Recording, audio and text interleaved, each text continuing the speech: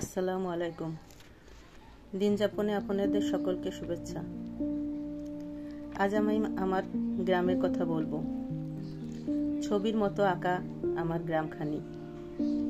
গ্রামে অজস্র পাখপাখালি গাছগাছালি, দুপুরবেলা কোকিল ডাকে নিঝুম গ্রাম। ছবির মতো লাগে আমার গ্রামখানি। আজ আমি আপনাদেরকে আমার নিজ হাতে লাগানো কিছু গাছ দেখাবো। নিজের লাগানো গাছে যখন ফল আসে সেটা যে কতটা আনন্দের সেটা বলে বোঝানোর নয়। গ্রাম যে এত আনন্দের হতে পারে সেটা আমি আগে বুঝতাম না। করোনার সময় 2021 সালে বাচ্চাদের যখন স্কুল বন্ধ ছিল, করোনার পুরো সময়টা আমি গ্রামে কাটিয়েছি। তখন নিজ হাতে অনেক গাছ লাগিয়েছি। গাছ লাগাতে আমার খুবই ভালো লাগতো। নার্সারি থেকে গাছ কিনে আনতাম, এনে সব ধরনের গাছ লাগানোর চেষ্টা করেছি। এখন কিছু কিছু গাছে ফল ধরেছে, কিছু কিছু গাছে এখনো ফল আসেনি।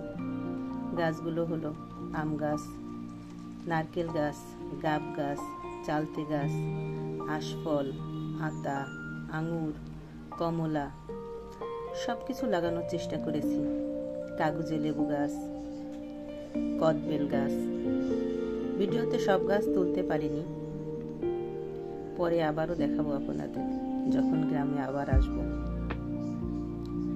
ফিরে যেতে হবে ব্যস্ত শহরটাতে, তাই গোছ গাছের তোড়জোড় চলছে। সবকিছু গোছানোর চেষ্টা করছি আস্তে আস্তে, কারণ আমার গ্রামের বাড়িতে কেউই থাকে না। তালা বন্ধ করে রেখে যেতে হয়, আবার এসে তালা খুলে সংসার করি। এটাই আমার জীবন।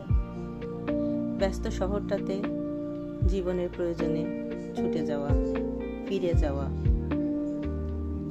ছেলে মেয়েদের লেখাপড়া, সময় মতো নাস্তা দেওয়া, দুপুরের খাবার, একজন কোচিংয়ে যাবে, একজন স্কুলে যাবে, আবার তাদের ফেরার সময় হবে।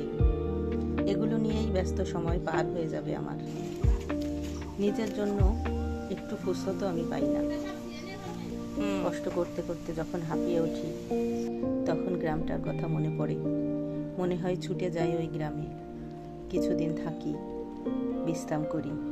গ্রামটা আমাকে টানে, বলে এসো, পিঁড়ি পেতে বসো, কিছুটা সময় আমার ছায়ায় প্রশান্তিতে দিন কাটিয়ে যাও। তাই আমি আবার ছুটে যাই গ্রামে। গ্রামে গেলে আমি প্রাণ খুলে নিঃশ্বাস নিতে পারি। গাছের ছায়ায় প্রশান্তি পাই। গাছগুলো আমাকে অনেক শান্তি দেয়। আমি যেন বুক ভরে নিঃশ্বাস নিতে পারি। শহরের কোলাহল, শহরের যানজট, শহরের ধোঁয়া, এগুলো অসহ্য লাগে মাঝে মাঝে। তারপরেও জীবনের প্রয়োজনে থাকতে হয়, বাচ্চাদের ভবিষ্যতের কথা ভেবে।